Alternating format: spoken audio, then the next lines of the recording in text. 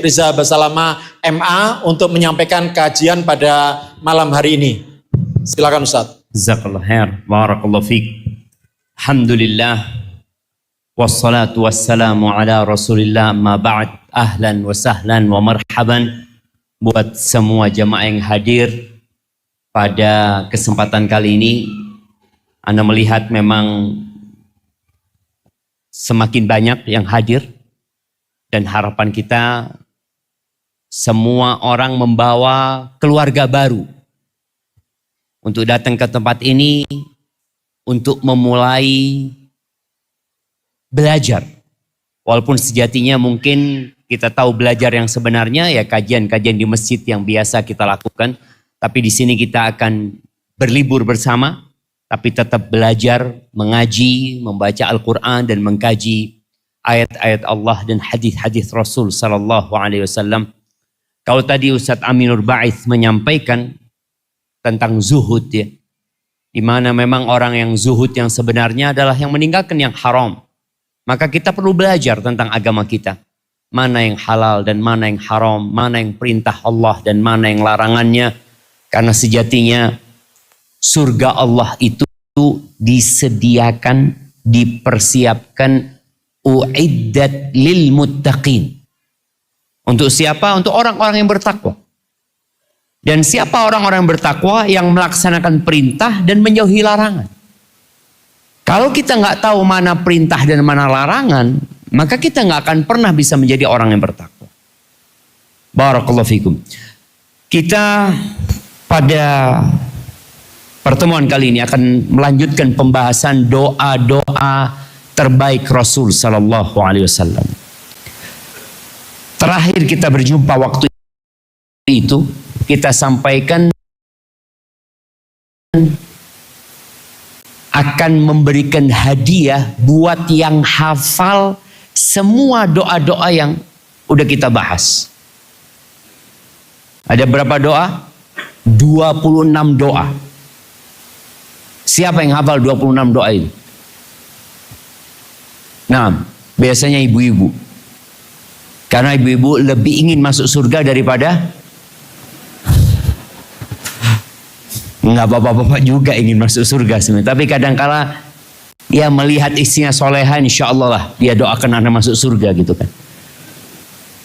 Ya insya Allah nanti yang hafal 26 doa itu akan dites oleh panitia dan ada hadiah khusus. Iya, apa hadiahnya? Coba disebutkan. Cik, insya Allah emas Ustaz. Emas. Ada emas insya Allah. Masya Allah, berapa kilo? 0,2. Umroh gratis dari bin Daud. Ya, kalau bicara umroh gratis dari bin Daud, semua jamaah kita kasih umroh gratis. Yang bayar pesawatnya, hotelnya, umrohnya gratis. Insya Allah kita antar tawaf nggak bayar, juga sholat di belakang makom Ibrahim nggak bayar, minum air zam-zam gratis, sa'i gratis, tahalul gratis insya Allah nanti. Jadi yang bayar cuma pesawat, hotel, visa lah nanti lah paling nggak seperti itu. Barakallahu fikum. Jamaah, sebelum kita mulai doa-doa yang baru, kenapa kita perlu belajar doa-doa? Siapa yang mau jawab? Itu udah pernah dibahas.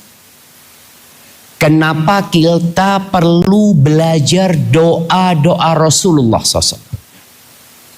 Kita semua punya permintaan. Kita punya mimpi. Kita punya cita-cita. Tapi boleh jadi cita-cita kita itu ternyata remeh sekali gitu. Bahkan seharusnya tidak menjadi cita-cita. Mungkin juga tidak menjadi permohonan kita yang terbesar. Kita tahu di doa Nabi SAW beliau mengatakan wala taj'alid dunya akbar hammina. Ya Allah, jangan jadikan dunia itu ambisi kami yang terbesar. Wala mablagha ilmina.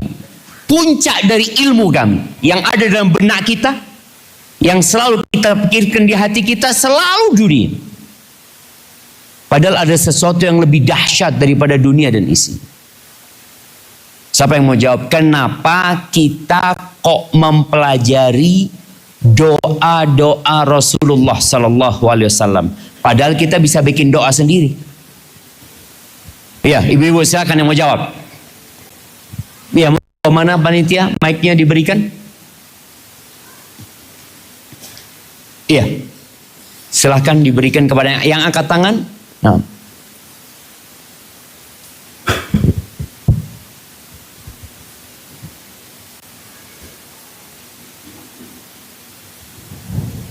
Naam, tafadhali.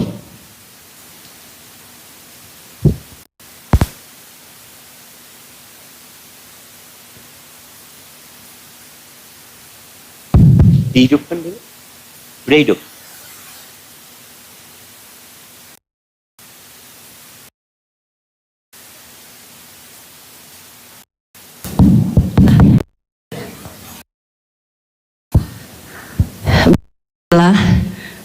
Karena yang pertama beliau Nabi Muhammad Sallallahu Alaihi Wasallam itu lebih memahami kita, itu lebih memahami kita. Jadi kenapa kita harus berdoa yang sesuai dengan ajaran beliau. Yang kedua karena beliau itu sangat sayang sekali pada umatnya. Terus yang ketiga doa Nabi itu pendek tapi isinya menyeluruh. Masya Allah. Barakallahu fikum. Naam, kasihkan hadiahnya. Naam. Barakallahu fik. Itu jawaban yang insya Allah mewakili,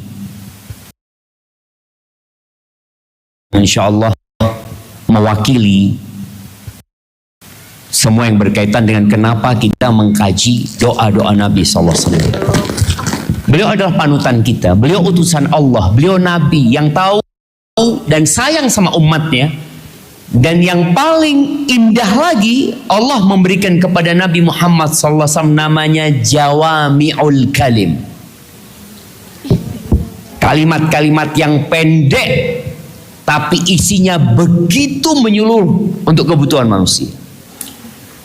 Coba kita lihat, semua buka bukunya itu jemaah. Doa yang pertama di halaman 7. Untuk murajaah ini ya, untuk mengingat kembali. Dan beliau berdoa, Allahumma inni a'udzubika minal ajzi wal kasal wal jubni wal bukhl wal harami wa adzabil qabr. Allahumma ati nafsi taqwaha wa zakkiha anta khairu man zakkaha anta waliyuha wa maulaha.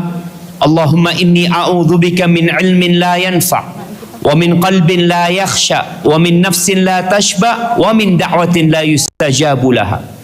Ya Allah, sesungguhnya aku berlindung kepadamu dari kelemahan dan kemalasan, dari sifat pengecut dan kikir, dari usia tua renta dan dari azab kubur. Ya Allah, berikanlah kepada jiwaku ketakwaannya dan sucikanlah ia.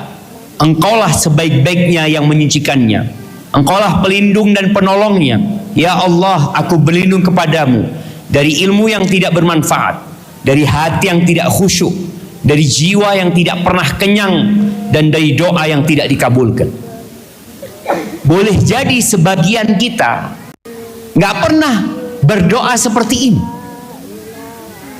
Dia tidak tahu bahwasanya ternyata ada perkara-perkara yang menakutkan dalam hidup ini, dan kita perlu berlindung kepada Allah Azza wa Jalla. Disebutkan kelemahan, kemalasan, sifat pengecut, kikir, usia tua, yang orang pikun yang tidak bisa memberikan manfaat lagi, dari azab kubur. Kemudian berlindung dari ilmu yang tidak bermanfaat, dari hati yang tidak khusyuk, dari jiwa yang tidak pernah kenyang, dan dari doa yang tidak dikabulkan. Kemudian di doa kedua, ini doa Nabi Sulaiman ya. Bagaimana beliau berdoa, Rabbi auzi'ni an ashkura ni'mataka allati an'amta alayya wa ala walidayya wa an a'mala salihan tarda wa adkhilni birahmatika fi ibadika salihin. Ya Tuhanku, berilah aku ilham untuk tetap mensyukuri nikmatmu yang telah Engkau anugerahkan kepadaku dan kepada kedua orang ibu bapakku, dan untuk mengerjakan amal soleh yang Kau ridhai, dan masukkanlah aku dengan rahmat-Mu ke dalam golongan hamba-hamba-Mu yang soleh. Tadi kita dengar ucapan dari Kak Yogi berkaitan dengan kumpul sama orang-orang soleh ya. Bagaimana Imam Syafi'i mengatakan uhibbus solihina walastu minhum. Aku cinta sama orang-orang soleh, tapi aku bukan termasuk dari mereka. Dan doanya Nabi Sulaiman, wa adkhilni birahmatika fi ibadika sholihin. Masukkan hamba ke dalam golongan hamba-hambamu yang soleh. Kemudian yang nomor 3 doa sapu jagat ya, yang biasa kita baca. Kemudian yang nomor 4, Nabi SAW minta petunjuk, minta ketakwaan. Beliau meminta penjagaan kehormatan diri, minta kecukupan kepada Allah Azza wa Jal. Kemudian doanya Nabi Yunus ya, la ilaha illa anta subhanaka inni kuntu minadh dhalimin. Kemudian doa yang menghilangkan kegelisahan, kecemasan ya, khususnya di masa yang banyak orang kena penyakit mental ya. Maka harapan ana semua mempelajari doa ini, karena Nabi SAW menyampaikan seharusnya setiap muslim yang mendengar doa ini untuk menghafalkan. Jadi yang nomor 6 ini mohon kita benar-benar sering membacanya, karena banyak orang stres dan depresi di masa sekarang ini jemaah. Kemudian doa meminta agar tetap di atas ketaatan dan tidak terjatuh kembali ke dalam kesesatan ya. Insyaallah semuanya hafal. Rabbana la tuzigh qulubana ba'da idh hadaitana wa hab lana min ladunka rahmah innaka antal wahhab. Kemudian doa Allahumma musarrifal qulub sarrif qulubana ala ta'atik. Dan ingat, doa ini jalan pintas untuk mendapatkan apa yang kita inginkan. Apapun masalahnya, kita tahu Allah tinggal mengatakan kun, selesai. Terus terang, ana terkadang ketika sholat itu memikirkan sebuah permasalahan yang ana berusaha untuk mencari solusinya ketika sholat. Akhirnya nggak khusyuk sholatnya. Kita berpikir mungkin seperti ini, mungkin seperti ini. Padahal itu bisikan setan supaya kita lupa kepada Allah Azza wa Jalla. Seharusnya yang dilakukan seorang muslim tatkala datang pikiran setan itu yang menyuruh kita untuk mencari solusi akan masalah yang kita hadapi, kita sedang sholat, kita tinggal minta sama Allah. Tatkala kita mengatakan Allahu Akbar, lalu Allahu Akbar, Allahu Akbar, kayaknya disuruh tidur kita jamaah. Kok dibikin redup ini lampunya. Nah, jadi seharusnya tadi Anda berusaha untuk mengusir pikiran itu dengan mengatakan Allah Azza wa Jalla bisa menyelesaikan masalah. Nggak perlu Anda memikirkan masalah itu. Maka doalah ketika sujud itu, memohon kepada Allah, ya Allah aku punya masalah ya Allah. Di antara masalah besar kita adalah sulitnya kita melakukan ketaatan. Berat sekali.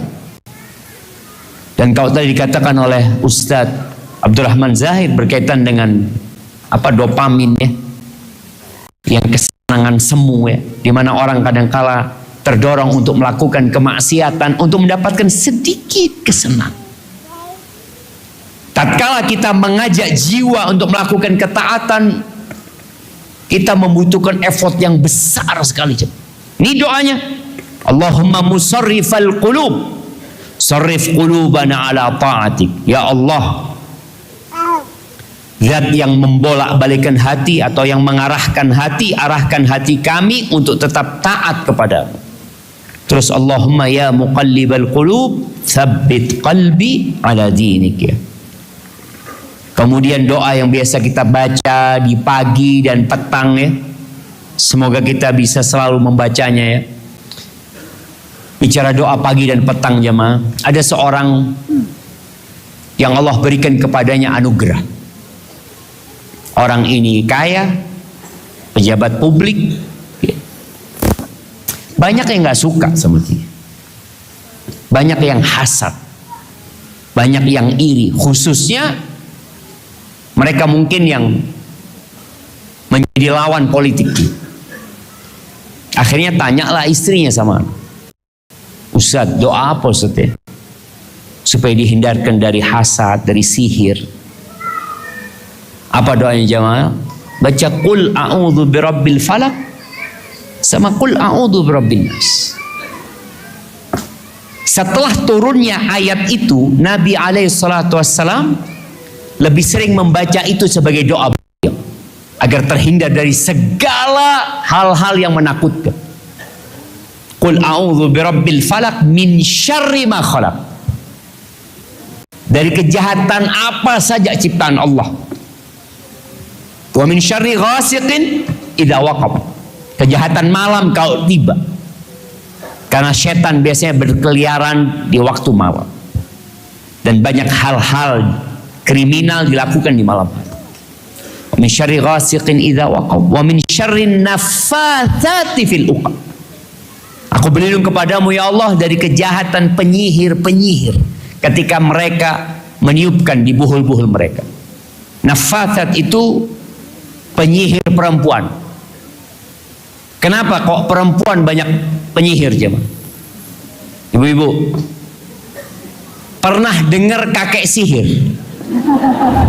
Hah? Nggak ada kan? Yang ada nenek sihir. Nggak ada kakek sihir. Makanya Allah mengatakan wa min syarrin naffatsati fil uqad. Dari nenek sihir itu. Karena perempuan ketika lemah, dia akhirnya akan menggunakan kekuatan-kekuatan sihir itu. Maka kita berlindung kepada Allah dari itu. Maka baca di pagi dan petang setiap selesai sholat ya. Mau tidur baca lagi. Semoga Allah selamatkan kita. Nah, ini di doa yang nomor 10 ini doa yang biasa kita baca pagi dan petang. Dan isinya menyeluruh sekali jemaah ya. Tolong jangan ditinggalkan. Kemudian doa memohon takdir yang terbaik ini ya. Ini juga betapa indahnya. Mohon kita membaca, kalau nggak hafal dibaca jemaah. Khususnya di waktu-waktu yang mustajab. Kemudian nomor 12 juga, ini bagaimana kita menyerahkan diri kita benar-benar kepada Allah Azza wa Jalla. Berlepas diri dari semua kekuatan dan kemampuan kita. Allahumma laka aslamtu, ya Allah kepadamu aku berserah diri.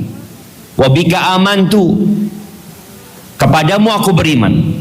Wa alaika tawakkaltu, kepadamu aku bertawakal. Wa ilaika anabtu, kepadamu aku kembali. Wa bika khasamtu, dengan pertolonganmu aku berdebat. Allahumma inni a'udzu biizzatika la ilaha illa anta an tudhillani. Ya Allah, sesungguhnya aku berlindung kepadamu dengan kemuliaanmu, tidak ada Tuhan yang berhak disembah selain Engkau, agar Engkau tidak menyesatkanku. Bayangin. Nabi alaihissalatu wassalam di setiap khutbahnya atau hampir di setiap khutbahnya beliau membaca khutbatul hajah. Di antara yang beliau sampaikan, man yahdillah fala mudhillalah wa man yudlil fala hadiya. Barang siapa yang disesatkan sama Allah, nggak ada yang bisa ngasih nasihat. Ada. Maka di sini beliau berlindung, jangan sampai Allah engkau sesatkan aku ya. Antal hayyul ladzi la yamut wal jinnu wal insu yamutun. Engkau yang maha hidup, yang tidak akan mati, sedangkan jin dan manusia bakal mati. Kemudian di doa yang nomor 13 ya, ini doa yang biasa kita baca sebelum kita tidur. Usahakan kita untuk selalu membacanya. Kita membaca 2 ayat terakhir dari surat Al-Baqarah ya. Kemudian di ayat yang terakhir itu doa. Kemudian doa yang ke-14 ini juga doa berserah diri kepada Allah Azza wa Jal, memohon ampun kepada Allah. Lalu doa yang nomor 15 ini doanya Abu Bakar. Nih bapak-bapak yang merasa sudah soleh, ibu-ibu yang merasa sudah baik, ingat Abu Bakar As-Siddiq ketika minta doa dikasih doa ini. Abu Bakar yang dijamin masuk surga, yang insya Allah Nabi SAW berharap Abu Bakar itu dipanggil dari semua pintu surga yang 8. Karena Abu Bakar bukan termasuk orang yang suka pilih-pilih berbuat baik, tapi semua pintu kebaikan dia kerjakan. Kebanyakan kita ini kan milih ya, nggak apa-apa sebenarnya. Orang memilih dari 8 pintu surga itu. Mungkin ada yang mengatakan, Ustaz, anak kalau suruh puasa berat Ustaz, anak kayaknya mau masuk surga dari pintu sodakoh. Akhirnya dia memperbanyak sodakoh. Puasa sunnah nggak pernah, kecuali mungkin Arafah sama apa? Sama Asyura.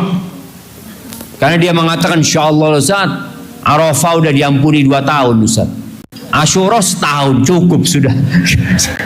Jadi gak pernah puasa sunnah lagi. Ada yang model kayak gitu.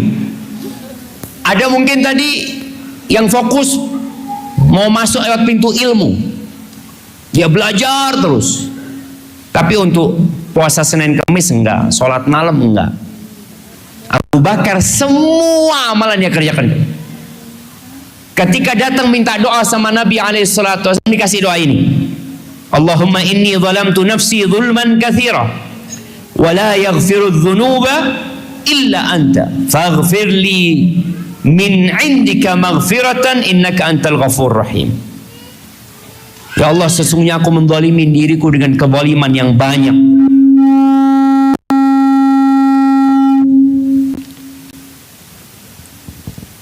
Kayaknya sengaja jemaah supaya nggak ngantuk jemaah. Baguslah sekali-kali tiap berapa menit digitukan ya.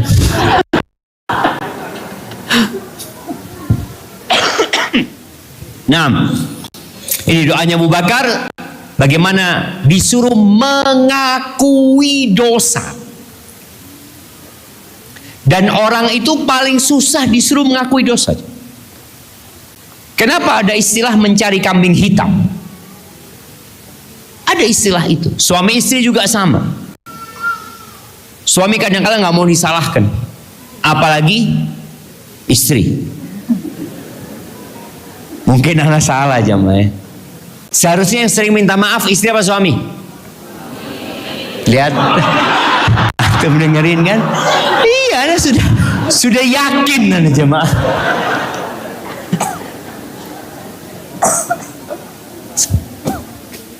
Beberapa kali Anda sampaikan kepada MC. MC itu biasanya kalau mau nutup selalu ngomong apa? MC atau ketua panitia di sambutan. Mereka terbiasa mengatakan kalau ada yang salah, yang kurang berkenan. Kalau ada, padahal banyak. Nggak perlu lagi yang sampaikan ke MC-MC di kampus kita. Kalau engkau MC, katakan kami minta maaf atas banyaknya kesalahan. Karena hukum asalnya manusia berbuat salah. Kullu bani Adam khata'. Jadi kesempurnaan itu milik Allah Azza wa Jalla. Istri kalau minta maaf kayak apa bapak-bapak? Coba yang mau nyontoin kita kasih hadiah. Kasih mic-nya. Mana bapak-bapak yang menyontohkan kalau istrinya minta maaf? Ya, silakan Pak Yudi.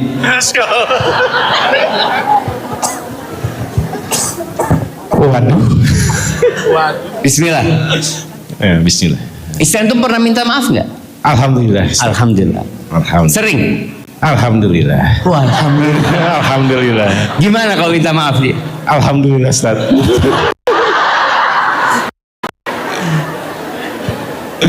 Coba seperti apa ketika dia merangkai kata-kata minta maaf?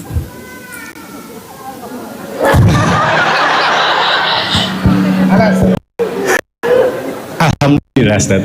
Ya itu gimana? Coba dalam satu momen gimana dia minta maaf?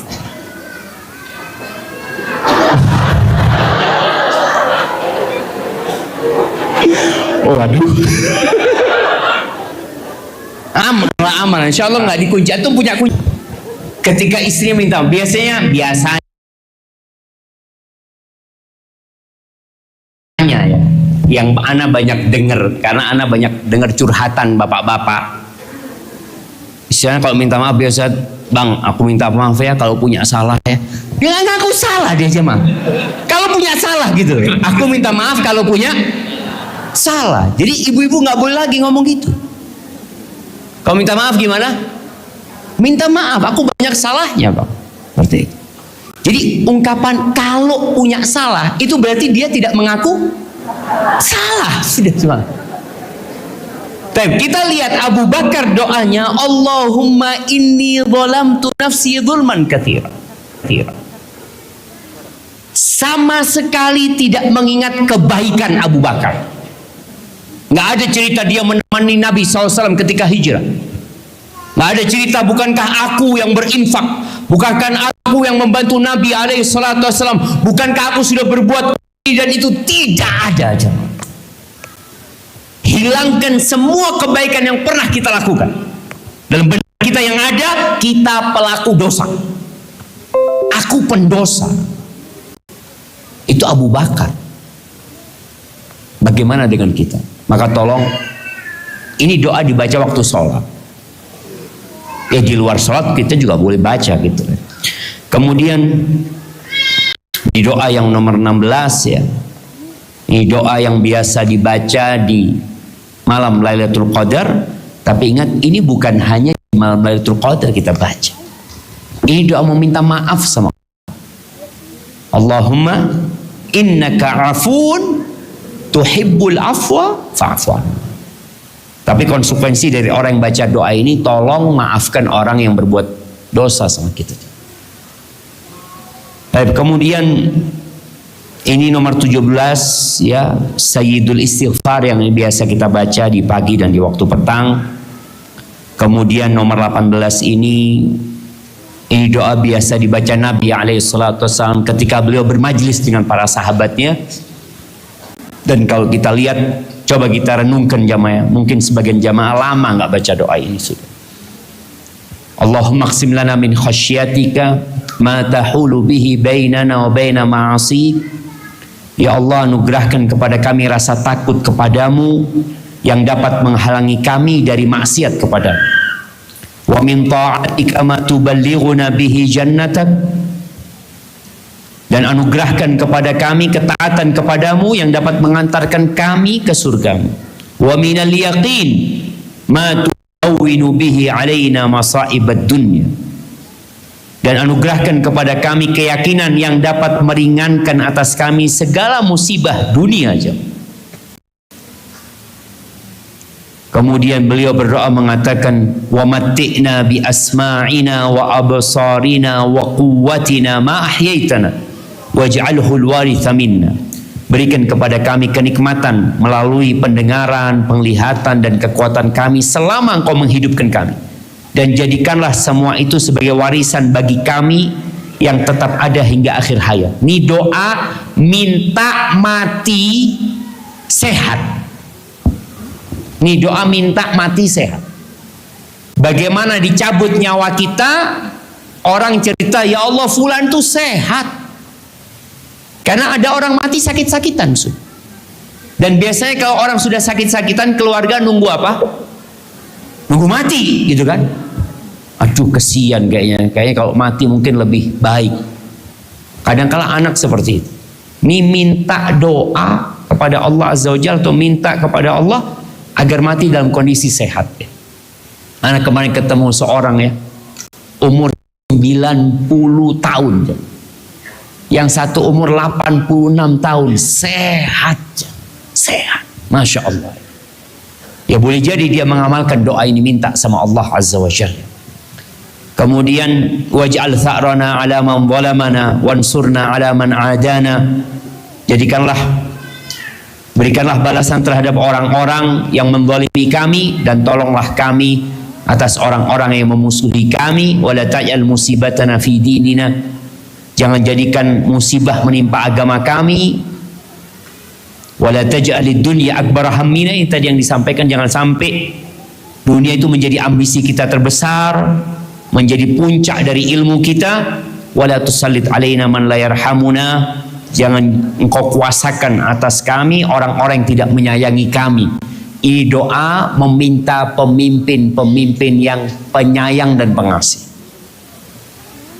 Kemudian ini doa memohon seluruh kebaikan dan terhindar dari semua kesalahannya. Bapak-bapak, ibu-ibu, kalau di waktu mustajab itu waktunya tinggal sedikit, umpamanya sepertiga malam akhir, kita bangun 15 adzan subuh, lalu kita sholat witir, dan di sepertiga malam akhir itu adalah waktu mustajab, Allah turun ke langit dunia. Kita mau minta banyak, mau baca semuanya nggak mungkin karena waktunya sedikit. Maka baca doa ini, karena Nabi SAW mengajarkan doa ini kepada Aisyah radhiyallahu taala anha, yang mengandung semua permintaan kebaikan yang sekarang, yang akan datang, berlindung dari semua keburukan. Kemudian yang nomor 21 ini kemarin yang kita juga sudah bahas ya, walaupun tidak mendalam. Doanya itu yang di halaman 42 jemaah ya. Allahumma inni as'aluka fi'lal khairat wa tarkal munkarat wa hubbal masakin. Ya Allah, aku memohon kepadamu agar aku bisa melaksanakan kebaikan-kebaikan dan meninggalkan kemungkaran-kemungkaran, cinta kepada orang-orang miskin. Jadi harapan anak jamaah ini punya teman orang miskin. Karena Nabi SAW menganjurkan kepada kita untuk dekat sama orang miskin. Sistem perumahan sekarang membuat kita jauh dari orang miskin. Tapi alhamdulillah yang punya pembantu di rumah yang miskin itu, dekatlah sama pembantunya. Jangan dibatasin pembantu itu sama majikannya. Kadang-kadang ada pembantu yang nggak pernah ngobrol sama majikannya, yang ada perintah. Kerjakan, lakukan ini. Coba engkau duduk sama pembantu, dengarkan cerita dia, bagaimana dia di kampungnya, bagaimana rumah dia, bagaimana anak-anak dia. Anak ingat dengan cerita di Arab Saudi, seorang majikan yang melihat pembantunya ini seringkali ke kamar mandi jam. Ke kamar mandi lagi, ke kamar mandi, heran ditanya. Akhirnya dipanggil sama majikannya. Engkau kenapa? Kata dia. Subhanallah, dia cerita kalau dia punya bayi yang masih dalam susuan di Indonesia. Jadi dia ke kamar mandi untuk memeras air susunya jam. Karena sakit, kata dia. Dia harus peras. Itu subhanallah, kan kontrak kerja kebanyakan TKW dulu di Arab Saudi itu berapa tahun? 2 tahun. Sama majikannya dikasih gaji 2 tahun, dipulangkan. Tahu ini orang miskin ini, sampai bayinya ditinggal gitu. Kita kan kadang-kadang nggak pernah tahu dengan kebutuhan orang-orang miskin itu. Di antara doa Nabi SAW, beliau mengatakan, Allahumma ahyini miskinan wa amitni miskinan wahsyurni fi zumratal masakin. Ya Allah, hidupkan aku dalam kondisi miskin. Sebagian ulama menerjemahkan miskin ini yang tawadhu, yang rendah diri, yang tidak congkak. Matikan aku dalam kondisi miskin dan himpunkan aku pada hari kiamat bersama orang-orang miskin. Karena orang miskin itu masuk surga lebih dulu daripada orang-orang kaya. Dan Nabi SAW mengatakan, waqaftu inda babil jannah, aku berhenti di pintu surga. Dan ternyata yang paling banyak masuk surga itu orang-orang miskin. Maka tolong cintai orang-orang miskin. Kalau engkau tidak bisa berangkat ke rumah orang-orang miskin, pembantumu di rumah yang lihat orang miskin, dekatlah sama dia. Kadangkala dia kepingin curhat, dia ingin ngomong sesuatu, nggak berani dia. Karena ngelihat majikannya, apalagi mak-mak yang judes ya. Allahu Akbar. Gelas pecah 1, potong gaji. Piring dia cuci piring pecah, potong gaji. Padahal kalau emak-emak yang nyuci sendiri pecah juga. Ketika anak di Madinah nggak ada pembantu di rumah, kok sering kita beli gelas, beli piring, ternyata ya pecah. Namanya orang itu pakai sabun, nyuci, lepas, pecah sama. Tapi ada bos-bos yang terlalu suka sama pembantunya, kesian sama. Majikan yang sering ganti pembantu, majikan yang baik apa yang buruk? Nggak berani jawab ibu-ibu. Anak mau tanya sama ibu-ibu. Majikan yang sering ganti pembantu itu majikan yang baik apa yang buruk? Pembantunya yang buruk apa majikannya yang buruk?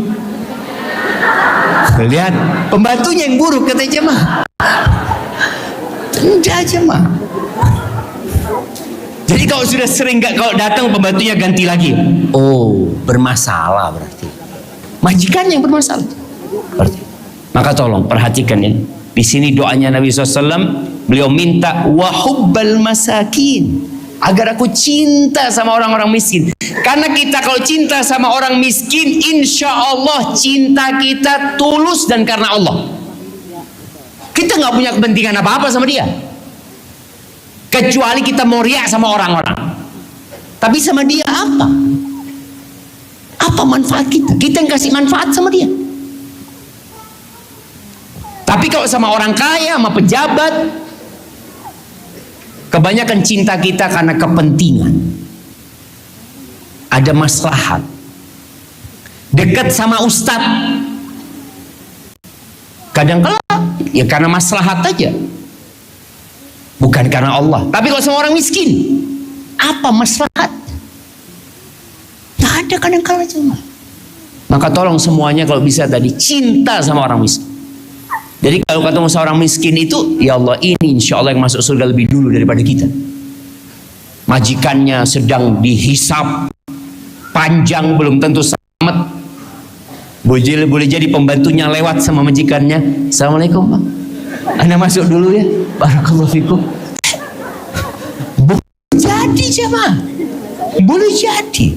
Kenapa? Dia nggak ada yang mau dihisap. Apanya yang mau dihisap? Gaji buat bayar sekolah anaknya, gaji buat token listrik, habis sudah. Kalau yang ini, Allahu Akbar, akan ditanya satu persatu, dapat dari mana dan kemana diinfakkan. Kemudian wa antaghfira li wa tarhamani, minta supaya diampuni, dirahmati Allah. Wa idza aradta fitnatan fi qaumin fatawaffani ghaira maftun. Ya Allah, apabila engkau hendak menurunkan fitnah kepada satu kaum, kekacauan kepada satu kaum, matikan aku ya. Jangan sampai aku ikut terfitnah dalam kondisi tersebut ya. Wa as'aluka hubbak, minta cinta Allah, wa hubba man yuhibbuka, dan cinta yang cinta kepada Allah. Nih lihat nih. Wa as'aluka hubbak, aku memohon kepadamu cintamu ya Allah. Wa hubba man yuhibbuka, dan cinta kepada orang yang mencintaimu. Cinta kepada orang yang mencintai Allah Azza wa Jalla. Jadi kadangkala kita datang ke masjid, kita lihat tuh orang-orang yang di saf pertama, selalu kita lihat, ya Allah, orang ini sebelum adzan sudah di masjid. Seharusnya kita cinta sama orang-orang itu. Itu yang cinta karena Allah Azza wa Jalla. Wa hubba amalin yuqarribu ila hubbik, dan cinta kepada semua amalan yang mendekatkan kepada kecintaan kepadamu. Kemudian yang nomor 22 ya. Nomor 22 nih. Allahumma inni a'udzubika min munkaratil akhlaq. Sesungguhnya aku berlindung kepadamu dari akhlak yang buruk ya. Wal a'mal, dari perbuatan yang buruk, wal ahwa, dan dari hawa nafsu yang buruk juga. Di riwayat Hakim ada satu tambahan. Ana mohon semuanya nambahkan doanya ini, wal adwa. Yang keempat, wal adwa. Adwa itu penyakit-penyakit. Artinya berlindung dari penyakit lahir dan batin.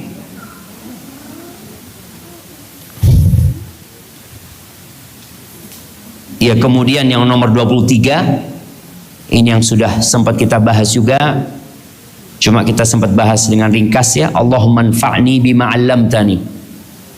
Ya Allah, berikan aku manfaat dari apa yang telah Engkau ajarkan kepadaku. Wa 'allimni ma yanfa'uni, ajarkan aku apa yang bermanfaat bagiku. Warzuqni ilman tanfa'uni bihi, dan tambahkan kepadaku ilmu yang bermanfaat buat aku ya. Berikan aku rezeki ilmu. Di riwayat lain, wazidni ilman, dan tambahkan buat aku ilmu ya. Jadi jangan sampai ini yang sudah ikut daurah 9 kali.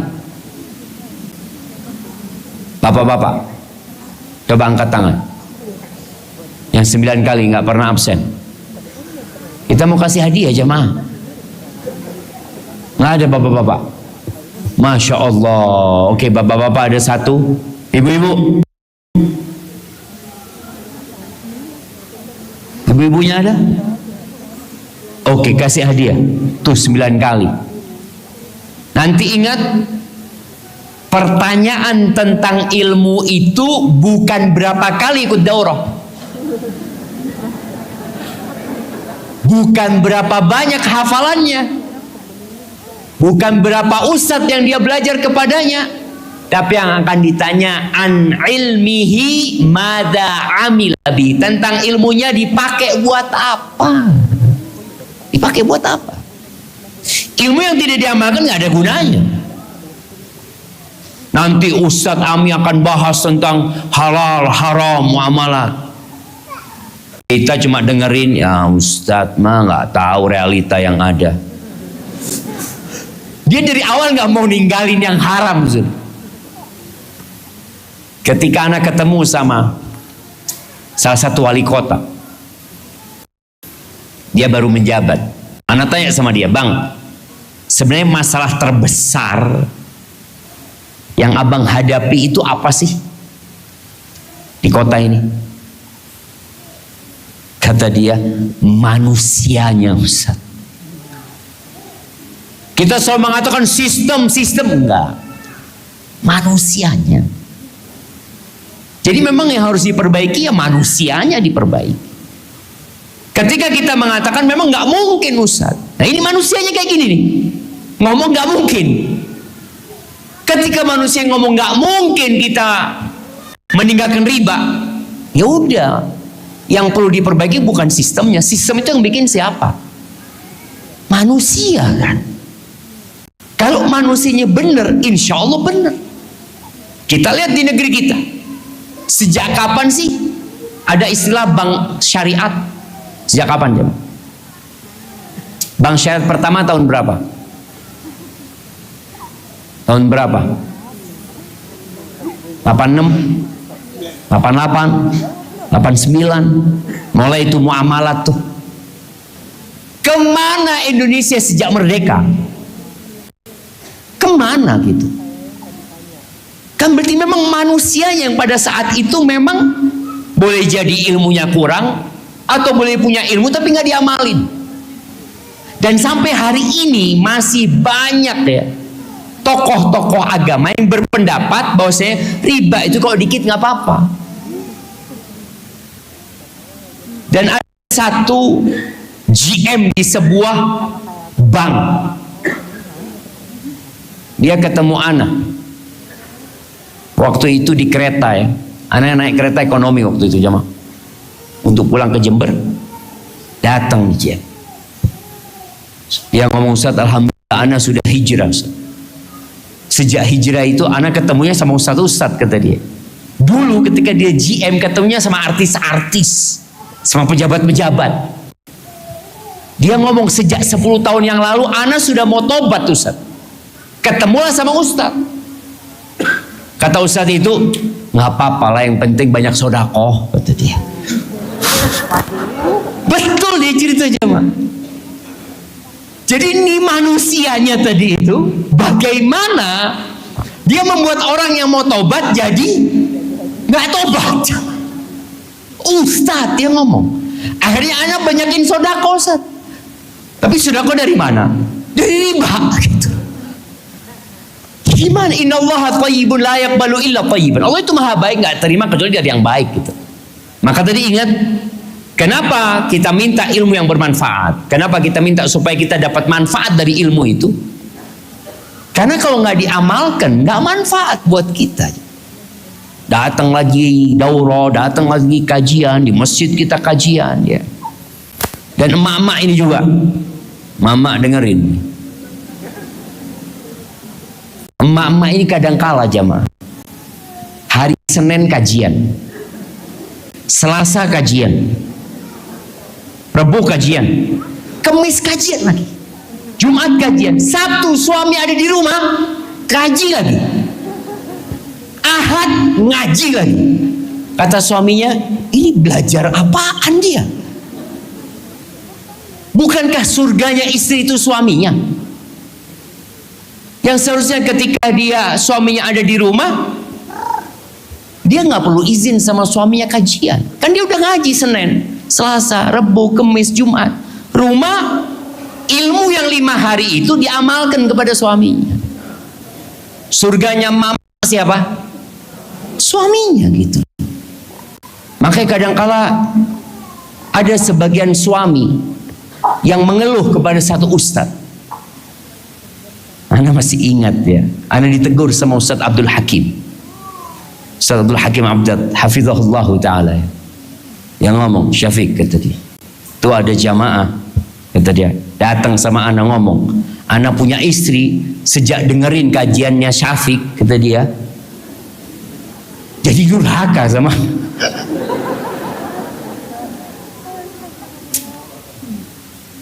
Yang salah siapa gitu jemaah? Masa ana yang salah ya? Boleh jadi ana salah lah. Jadi ada buku judulnya Anda Tidak Menikah Dengannya. Itu kitab bukan buat emak-emak. Tolong jangan dibaca gitu. Itu kitab buat bapak-bapak. Nih emak-emak baca tuh kitab, ngelihat suaminya kok nggak kayak di buku ini ya. Akhirnya muncullah pertanyaan ketika disuruh berbakti sama suaminya, taat dan nurut. Apa pertanyaannya? Suami yang seperti apa? Habis sudah jemaah. Padahal seharusnya dia tetap menghormatin suaminya. Walaupun suaminya seperti itu, ya udah itu pilihanmu. Ditaati. Maka tolong tadi ilmunya itu diamalkan. Dan mudah bagi wanita itu masuk surga. Asalkan dia sholat 5 waktu. Puasa Ramadan bayangin ya, sholat 5 waktu, nggak la qobliyah wala ba'diyah, nggak ada sholat malam, nggak ada witir, dia cuma 5 waktu. Kemudian puasa hanya Ramadan, Arafah, Asyura enggak, Ramadan doang. Tapi yang ketiga, wa ta'at zaujah, taat patuh, menghormati suaminya, menghargai suaminya.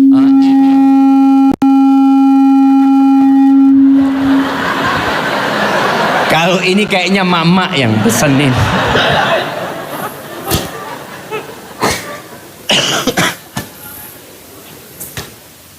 Jadi yang taat, yang menghormati, yang menghargai, yang menservis, melayani, memperhatikan suaminya, ini yang berat buat mama.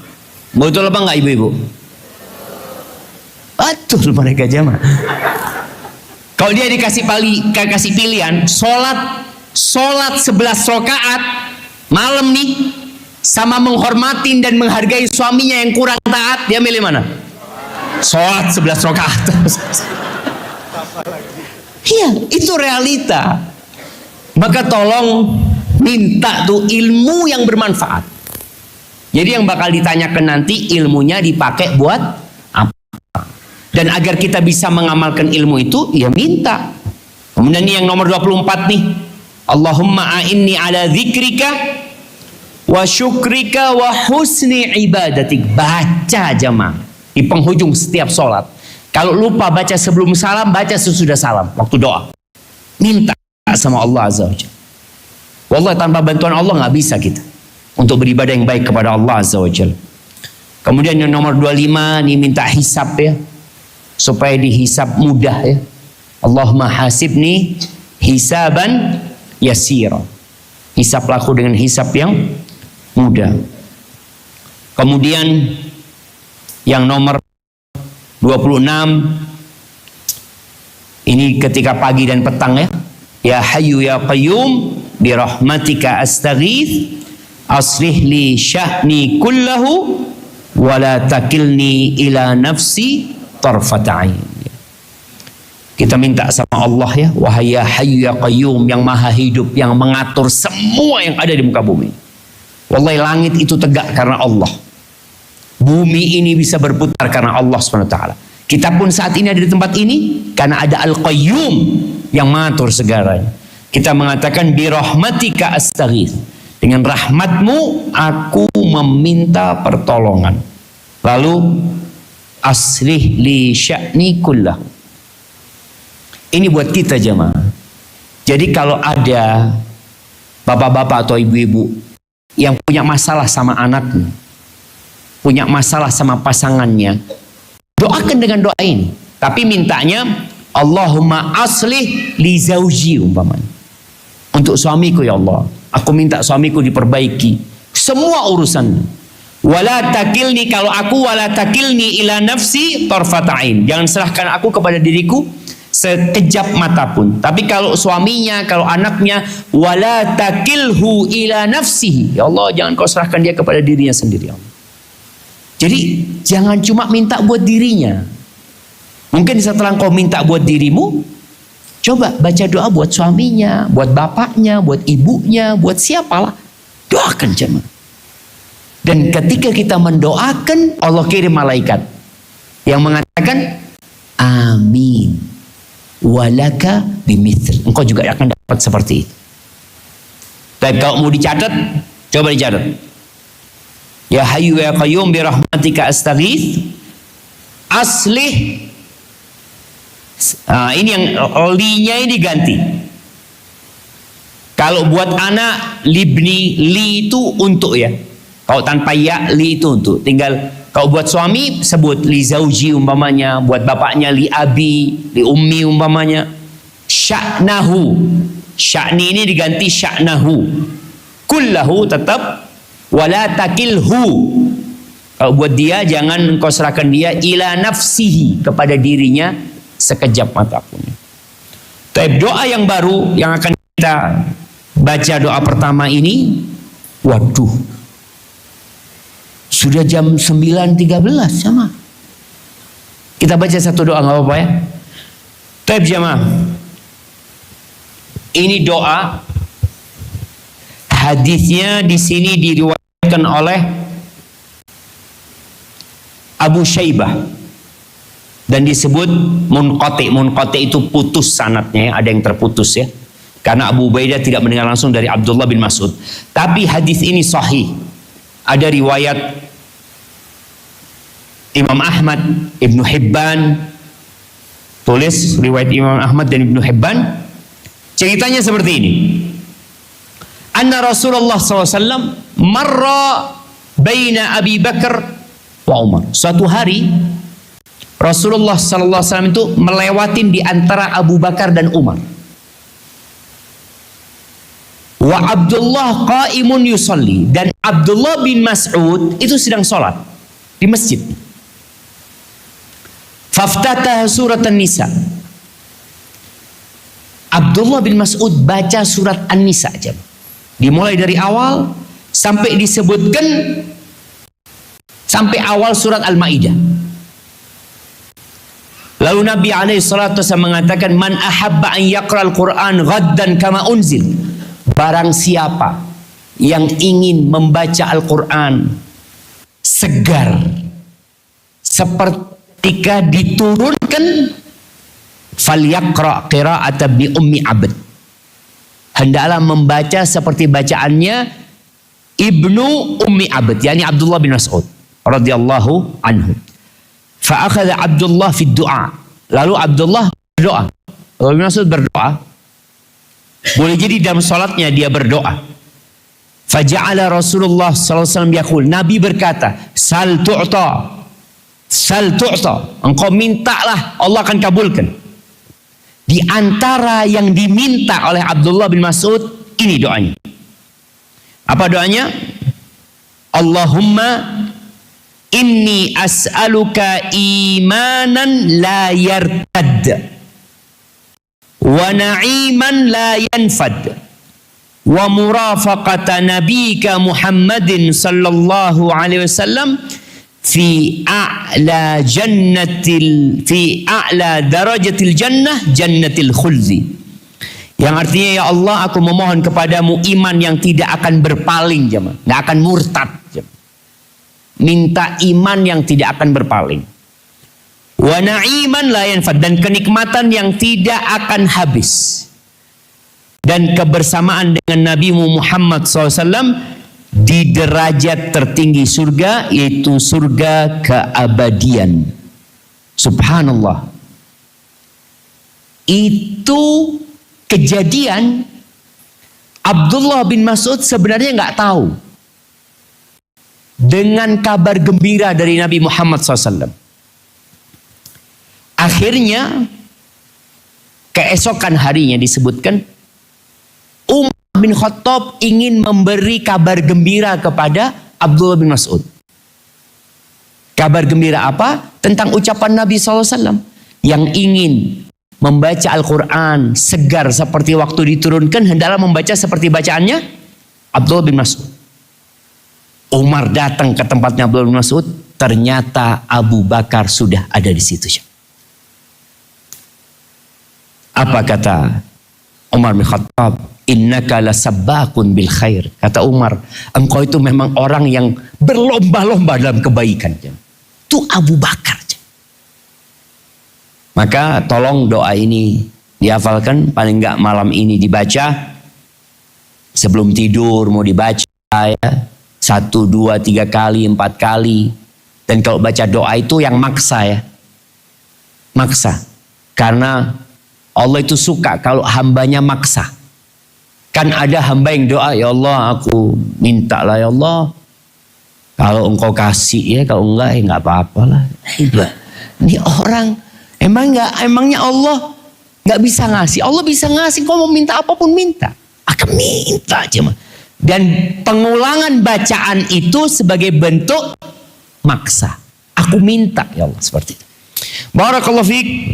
Berarti malam ini cuma dapat satu hadis, satu doa kita jemaah. Kemudian di nomor 28 ini doa minta surga ya. Allahumma inna nas'alukal jannah wa na'udzubika minan nar. Yang nomor 28 ini sudah kita bahas di nomor 19 ya, ada pengulangan di sini. Nanti kita revisi insyaallah.